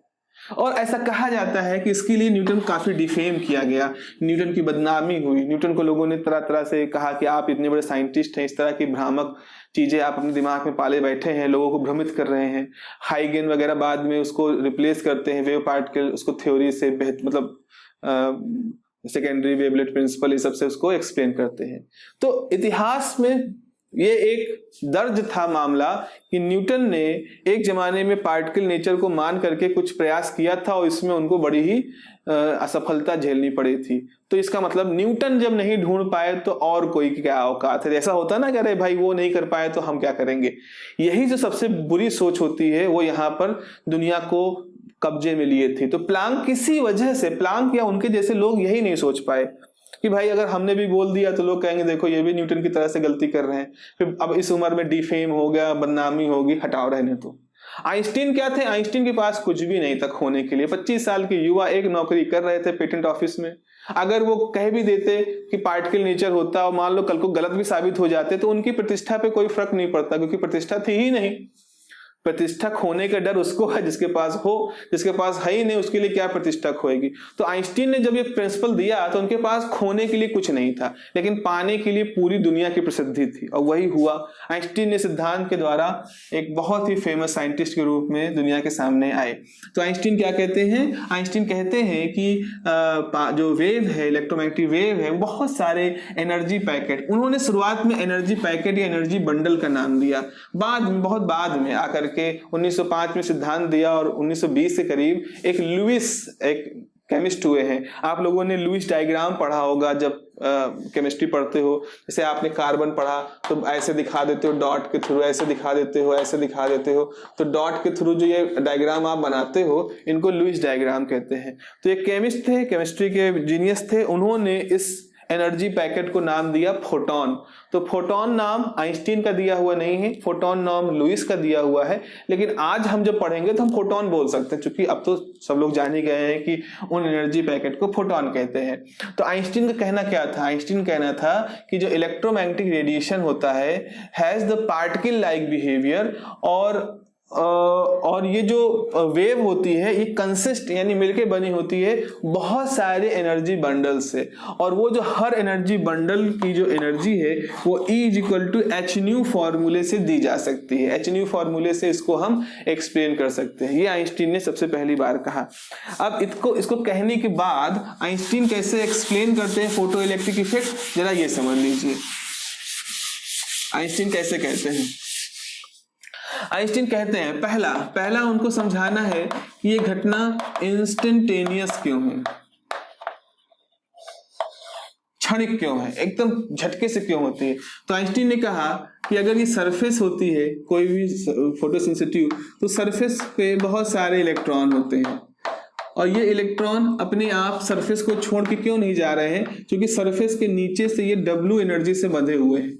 तो सरफेस पे ये बंधे हुए हैं, जैसे गाय है खूंटे से बंधी हुई है, तो गाय इधर उधर घूम सकती है, लेकिन खूंटे की डोरी के हिसाब से वो बंधी हुई है, वो उससे ज्यादा दूर नहीं जा सकती। ऐसे ही ये जो इलेक्ट्रॉन है ये किसी W एनर्जी के साथ, अब ये एरो नीचे कहने का मतलब है कि सतह के नीचे कुछ ऐसे बल है जो कि इस इलेक्ट्रॉन को बांधे हुए हैं। आज की डेट में हम उसको आयनाइजेशन पोटेंशियल और बाइंडिंग एनर्जी कहते हैं, लेकिन 1905 में ये सारा कॉन्सेप्ट नहीं था। इलेक्ट्रॉन खोज केवल हुई थी, एटम के बारे में बहुत ज्यादा हमारे पास क्लियरिटी नहीं थी। तो आइंस्टीन ने कहा किसी W एनर्जी की वजह से ये इलेक्ट्रॉन बंधे हुए हैं। तो जब इनके ऊपर कोई फोटोन गिरता है, मान लो एक फोटोन है आया, तो फोटोन जैसे गिरेगा, तो जैसे फोटोन किसी इलेक्ट्रॉन से टकराएगा तो फोटोन की जितनी एनर्जी है वो कहाँ खर्च हो जाएगी? फोटोन की एनर्जी का एक हिस्सा तो इलेक्ट्रॉन को जब मिलेगा तो इलेक्ट्रॉन इस W एनर्जी को से भागेगा। तो पहली बात है फोटोन की द्वारा भेजी गई एनर्जी का एक हिस्सा उस एनर्जी को तोड़ने में खर्च हो जाएगा जिसके द्वारा इलेक्ट्रॉन बंधा हुआ है। ठीक है, अब जब आजाद हो गया तो अब भागेगा, जब भागेगा तो इसको मिल जाएगी कुछ काइनेटिक एनर्जी।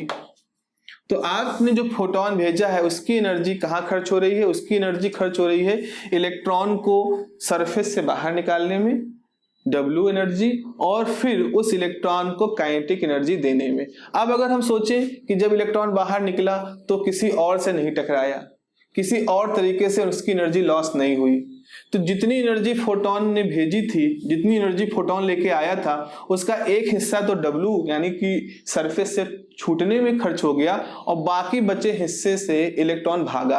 अगर हम कोई और प्रोसेस नहीं कंसीडर कर रहे हैं कि और कोलिजन हो गया, कहीं और से टक्कर खा गया, एनर्जी का लॉस कहीं हो गया, तो वो जितनी एनर्जी से भागा है उससे उसकी काइनेटिक एनर्जी मैक्सिमम हो जाएगी। तो इस तरह का एक simple law of conservation of energy का फॉर्मूला दिया, और जिसको आइंस्टीन रिलेशन कहते हैं, इसे आइंस्टीन का रिलेशन कहते हैं। तो ये आइंस्टीन रिलेशन है कि फोटोन की energy consumed in the W form of energy, जो कि बांधे हुई एनर्जी है, और ये kinetic energy of the photo electron. अब इसको क्या कहा गया? इसको आइंस्टीन ने नाम दिया था वर्क फंक्शन। वर्क फंक्शन कहने का मतलब है कि ये वो एनर्जी है जो कि उस कार्य को करने में खर्च हो जाती है जिससे कि इलेक्ट्रॉन फ्री हो जाए। इलेक्ट्रॉन बंधा हुआ है सरफेस से, तो अगर आप W एनर्जी इसको दे दोगे तो ये इतना एनर्जी सप्लाई करके खुद से फ्री हो जाए। जैसे कोई किडनैप हो गया, तो कोई किडनैप हो गया है तो किडनैप है जिसका मतलब है, जैसे किडनैप ना सोचो, जैसे आप दुकान पे गए, दुकान पे देखा कि एक अलमारी के अंदर कोल्ड ड्रिंक रखी हुई है, अब कोल्ड ड्रिंक उसके अंदर ट्रैप है, कोल्ड ड्रिंक वहां से निकल नहीं सकती, आप उसको निकाल नहीं सकते हो। आपने दुकानदार को जब तक कोल्ड ड्रिंक के दाम नहीं दिए तब तक कोल्ड ड्रिंक वहां से फ्री नहीं हो पाएगी। तो एक मिनिमम अमाउंट जो है उसका दाम आपको देना ही पड़ेगा, तभी आप उस कोल्ड ड्रिंक को उस अलमारी से बाहर निकाल सकते हो।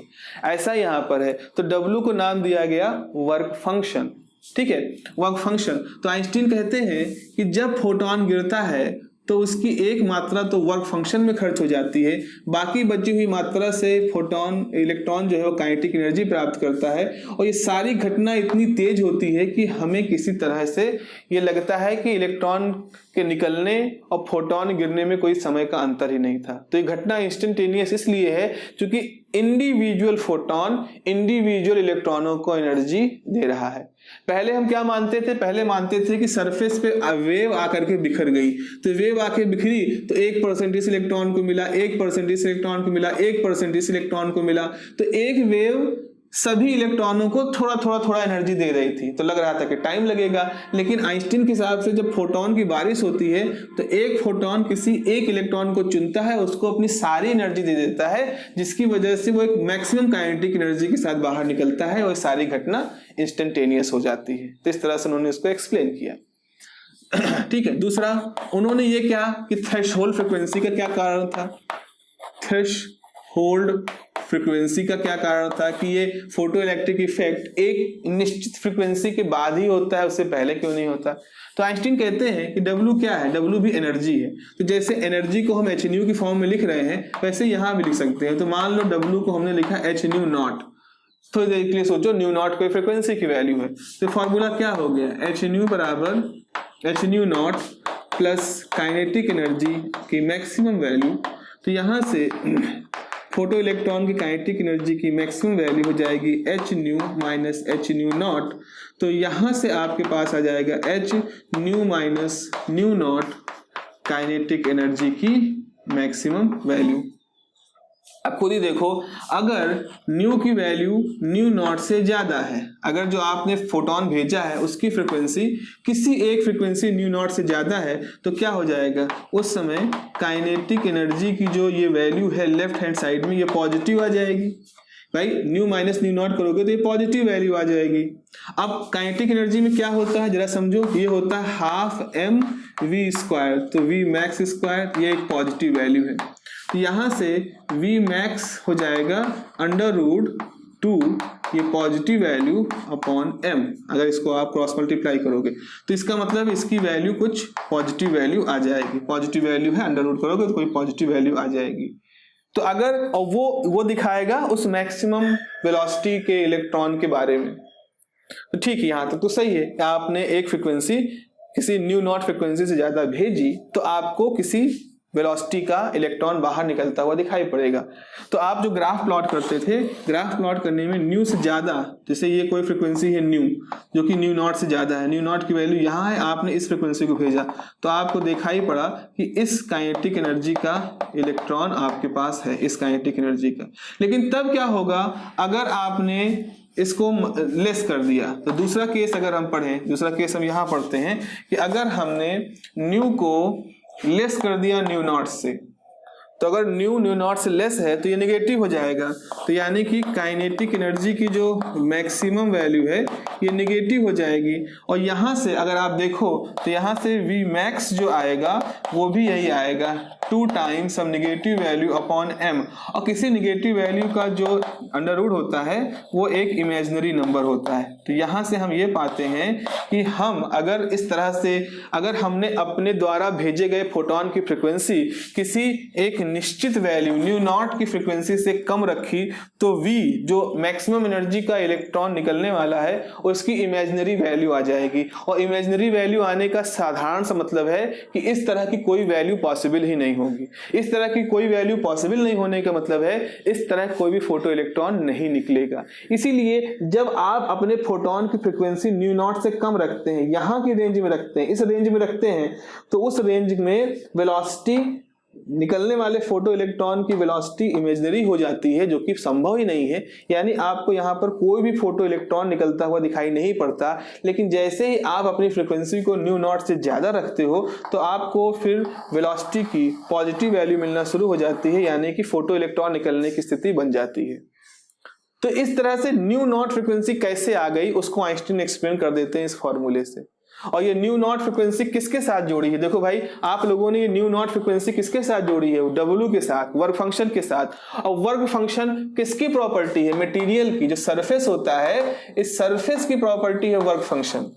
तो सरफेस ने इलेक्ट्रॉन को बाउंड कर रखा है, यानी कि वर्क फंक्शन यानी मटेरियल की प्रॉपर्टी होती है ये थ्रेशोल्ड फ्रीक्वेंसी। अगर आपने यहाँ पर सोडियम का लिया है तो सोडियम को अलग ऊर्जा से बांधा गया होगा, तो सोडियम के लिए वर्क फंक्शन अलग होगा और सोडियम के लिए थ्रेशोल्ड फ्रीक्वेंसी भी अलग होगी। सीजियम के लिए भी थ्रेशोल्ड फ्रीक्वेंसी अलग होगी, टंगस्टन के लिए भी थ्रेशोल्ड फ्रीक्वेंसी अलग होगी। तो हम लोगों ने जो ग्राफ देखा था उसमें मान लो टंगस्टन के लिए ये है, तो सीजियम के लिए ये है, पोटेशियम के लिए ये है, सबके लिए अलग अलग फ्रीक्वेंसी है। सबके लिए अलग अलग फ्रीक्वेंसी क्यों है? क्योंकि थ्रेशोल्ड फ्रीक्वेंसी मटेरियल की प्रॉपर्टी होती है जो उसके वर्क फंक्शन के साथ जुड़ी होती है ना। ये तो इस तरह से आइंस्टीन क्या एक्सप्लेन कर पा रहे थे कि वर्क फंक्शन जो होता है या थ्रेशोल्ड फ्रीक्वेंसी से कम पर फोटोइलेक्ट्रिक इफेक्ट क्यों नहीं पॉसिबल है, और उससे ज्यादा पर फोटोइलेक्ट्रिक इफेक्ट कैसे पॉसिबल हो जाएगा, ये उन्होंने एक्सप्लेन कर दिया था। तो दो चीजें इन्होंने एक्सप्लेन कर दी। अब आते हैं अपना मसला काइनेटिक इंटेंसिटी और फ्रीक्वेंसी के साथ। तो आइंस्टीन का ये जो फॉर्मूला था अपने आप में सब कुछ कह रहा है, E equal to h nu, साफ साफ दिखा रहा है कि अगर आपने फ्रीक्वेंसी बढ़ाई तो फोटोन की एनर्जी बढ़ी। तो फॉर्मूला जो हमारा था एच न्यू बराबर W plus kinetic energy maximum. तो ये दिखा रहा था कि अगर आप फ्रीक्वेंसी बढ़ाओगे तो W तो फिक्स होगा। देखो भाई, सीजियम के लिए मान लो caesium 2 electron volt, suppose 20 electron volt से किसी इलेक्ट्रॉन को बांधे हैं, ठीक है, 20 इलेक्ट्रॉन वोल्ट से किसी इलेक्ट्रॉन को बांधे हैं। तो आपने उसके ऊपर हम कुछ नंबर ले लें, मान लो आपने 100 इलेक्ट्रॉन वोल्ट का फोटोन भेजा, तो 100 इलेक्ट्रॉन वोल्ट के फोटोन में से 20 इलेक्ट्रॉन वोल्ट का फोटोन तो खर्च हो गया, उस 20 इलेक्ट्रॉन वोल्ट की एनर्जी खर्च हो गई उस इलेक्ट्रॉन को सरफेस से बाहर खींचने में। बाकी बची हुई जो 80 इलेक्ट्रॉन वोल्ट एनर्जी है वो कहाँ चली गई? उसको वेलोसिटी देने में, जो मैक्सिमम काइनेटिक एनर्जी देनी है उस इलेक्ट्रॉन को, उसमें खर्च हो गई। आपने 200 इलेक्ट्रॉन वोल्ट का फोटोन भेजा, आपने फ्रीक्वेंसी को बढ़ा दिया, फ्रीक्वेंसी को बढ़ाने से 200 इलेक्ट्रॉन वोल्ट का फोटोन गया। अब ये 200 इलेक्ट्रॉन वोल्ट का फोटोन 20 इलेक्ट्रॉन वोल्ट ही एनर्जी देगा सरफेस को, सरफेस की एनर्जी थोड़ी बढ़ेगी। हाँ, ये होगा कि अब वो एनर्जी 180 इलेक्ट्रॉन वोल्ट किसको मिल जाएगी? उस फोटोन को। तो जैसे जैसे आप फ्रीक्वेंसी बढ़ाते जा रहे हो, आप देख रहे हो काइनेटिक एनर्जी, इलेक्ट्रॉन की जो काइनेटिक एनर्जी है बढ़ती जा रही है। अगर इलेक्ट्रॉन की काइनेटिक एनर्जी बढ़ती जा रही है तो आपका जो एक्सपेरिमेंट था उसमें यहां से जब 80 इलेक्ट्रॉन वोल्ट का इलेक्ट्रॉन निकला था तो उसको रोकने के लिए मान लो आपने 8 वोल्ट लगाया था, जस्ट फॉर एग्जांपल 0.8 वोल्ट लगाया था। अब जब यहां से 180 वोल्ट इलेक्ट्रॉन वोल्ट का अगर इलेक्ट्रॉन निकलेगा तो हो सकता है आपको 1.5 इलेक्ट्रॉन वोल्ट का पोटेंशियल लगाना पड़े रोकने के लिए इसको। अगर हमने इसकी एनर्जी और बढ़ा दी तो यहां तो उतना ही खर्च होगा, यहां पर मात्रा बढ़ जाएगी। तो जब यहां से 280 इलेक्ट्रॉन वोल्ट का इलेक्ट्रॉन निकलेगा तो उसको रोकने के लिए हो सकता है 3 वोल्ट की आवश्यकता हो। तो आप देख रहे हो जैसे जैसे आप फ्रीक्वेंसी बढ़ाते जा रहे हो वैसे वैसे ये तो वैल्यू फिक्स है और ये value kinetic energy of emitted electron वो बढ़ता जा रहा है। तो इसीलिए जब आप ग्राफ प्लॉट कर रहे थे तो ग्राफ प्लॉट करने पर इंटेंसिटी कुछ भी थी, जब आपकी फ्रीक्वेंसी कम थी तो स्टॉपिंग पोटेंशियल कम था। जब आपकी एनर्जी 100 इलेक्ट्रॉन वोल्ट थी तो स्टॉपिंग पोटेंशियल 80 इलेक्ट्रॉन वोल्ट के हिसाब से 0.8 था। लेकिन जब आपने इसको 200 इलेक्ट्रॉन वोल्ट कर दिया फ्रीक्वेंसी को बढ़ाने की वजह से, तो अब आपको यहाँ पर 1.5 इलेक्ट्रॉन वोल्ट लगाना पड़ा, तो आपका पोटेंशियल स्टॉपिंग पोटेंशियल बढ़ गया। जब आपने इसको 300 इलेक्ट्रॉन वोल्ट का कर दिया तो इसके लिए आपको और ज्यादा स्टॉपिंग पोटेंशियल लगाना पड़ा, तो आपको 3 वोल्ट का स्टॉपिंग पोटेंशियल लगाना पड़ा, इसलिए ग्राफ पीछे की तरफ जा रहा है। तो फ्रीक्वेंसी बढ़ने के साथ स्टॉपिंग पोटेंशियल क्यों बढ़ रहा है? क्योंकि ज्यादा एनर्जी का फोटोन जाने से ज्यादा एनर्जी का इलेक्ट्रॉन वहां से बाहर निकल रहा है, इसलिए ऐसा हो रहा है, जबकि इंटेंसिटी फिक्स है। और फिर आइंस्टीन कहते हैं अगर आप इंटेंसिटी बढ़ाते हो तो इंटेंसिटी इस फॉर्मूले में है नहीं, तो इंटेंसिटी से केवल नंबर बढ़ते हैं। मतलब अगर आपने 50 वोल्ट का बल्ब लिया तो हो सकता है 100 फोटोन पर सेकेंड निकल रहे थे, आपने 500 वॉट का बल्ब ले लिया तो हो सकता है 1000 फोटोन पर सेकेंड निकले। इस तरह से 1000 वॉट का बल्ब ले लिया तो हो सकता है 10,000 फोटोन पर सेकेंड निकले। बस इतना ही अंतर आएगा और ज्यादा कोई अंतर नहीं होगा, एनर्जी पे कोई अंतर नहीं होगा। तो आइंस्टीन कहना था कि एक फोटोन एक इलेक्ट्रॉन को निकाल रहा है, तो अगर जब आपने इंटेंसिटी 50 वॉट रखी तो कितने इलेक्ट्रॉन निकल रहे थे? 100 इलेक्ट्रॉन। जब इंटेंसिटी 500 वॉट कर दी तो कितने इलेक्ट्रॉन निकले? 1000 इलेक्ट्रॉन। और जब इंटेंसिटी 100 वॉट कर दी तो आपने कितने इलेक्ट्रॉन निकाले? 10,000 इलेक्ट्रॉन निकाले। उनकी एनर्जी नहीं चेंज हो रही, केवल उनकी संख्या चेंज हो रही है। इस वजह से क्या हो रहा होगा कि आपके 50 वोल्ट पर आपकी ऐसे आ रही थी कर्व, 500 वॉट पे आपका कर्व ऐसे आया, 1000 वॉट पे आपका कर्व ऐसे आया। आप देख रहे हो स्टॉपिंग पोटेंशियल फिक्स है, क्योंकि इंटेंसिटी बढ़ने की वजह से सिर्फ नंबर ऑफ फोटोन पर सेकंड बढ़ रहे हैं, ना कि उनकी एनर्जी सिर्फ फ्रीक्वेंसी के हिसाब से चेंज होगी। तो अगर आपने कांस्टेंट फ्रीक्वेंसी रखी है तो जैसे जैसे आप इंटेंसिटी को बढ़ाते जाओगे सिर्फ नंबर ऑफ फोटोन बढ़ेंगे, यानी कि फोटो इलेक्ट्रॉनों की संख्या बढ़ेगी, ना कि उसका स्टॉपिंग पोटेंशियल बढ़ेगा। इस प्रकार से आइंस्टीन ने फोटो इलेक्ट्रिक इफेक्ट की जितनी भी दिक्कतें थी उन सबको उन्होंने काफी अच्छे तरीके से समझा दिया। एक इसका बड़ा अच्छा सा यूज भी किया। आइंस्टीन ने इस सिद्धांत को इस्तेमाल करके प्लांक कांस्टेंट की एक अच्छी खासी एक्यूरेट वैल्यू भी कैलकुलेट कर दी थी। कैसे किया था? फॉर्मूला देखो, फॉर्मूला आप देखो, फॉर्मूला था h न्यू बराबर h new dash plus kinetic energy maximum. और हम कहते हैं कि जो काइनेटिक एनर्जी मैक्सिमम होता है इसको रोकने के लिए जो आप स्टॉपिंग पोटेंशियल लगाते हो वो इस फॉर्मूले को फॉलो करता है, स्टॉपिंग पोटेंशियल है। तो फॉर्मूला आपके पास आ गया, फॉर्मूला आ गया EV not plus h new not बराबर h न्यू। हमने इसको ऐसे लिख दिया, इसकी जगह पर ये रख दिया है, तो ये आ गया V नॉट बराबर, अब इसको ऐसा करो, EV नॉट बराबर h new minus h new, इसको हम इधर भेज दें, और V नॉट बराबर क्या कर सकते हो? h by e nu minus h nu by e, भाई ई से डिवाइड कर दिया। तो ये फॉर्मूला ऐसा है, y is equal to mx minus c. इस फॉर्मूले को ऐसे देखो, ये y एक्सेस पे है और ये स्लोप है और ये x एक्सेस है। तो अब अगर हम इस चीज को बनाना चाहें तो कैसे बना सकते हैं, जरा देखिएगा ध्यान से। हमने ये एक्सिस लिया, यहां हमने स्टॉपिंग पोटेंशियल को रख दिया, स्टॉपिंग पोटेंशियल की वैल्यू को रख दिया, ओके। और फिर हमने देखा, इस इक्वेशन को ड्रॉ किया, ये फ्रीक्वेंसी की एक्सिस रख दी, तो हमारा ग्राफ ऐसा आया। यहाँ पर चूंकि स्लोप है, ये स्लोप है, तो आपका स्लोप, ये जो स्लोप यहाँ पे आएगा, ये स्लोप कितना होगा? इसका जो स्लोप होगा थीटा, तो जो tan थीटा होगा वो हो जाएगा h बाई ई। तो आप इस स्लोप को h बाई ई से निकाल सकते हो। जहां ये कट कर रहा है, ये कौन सी फ्रीक्वेंसी है? New not.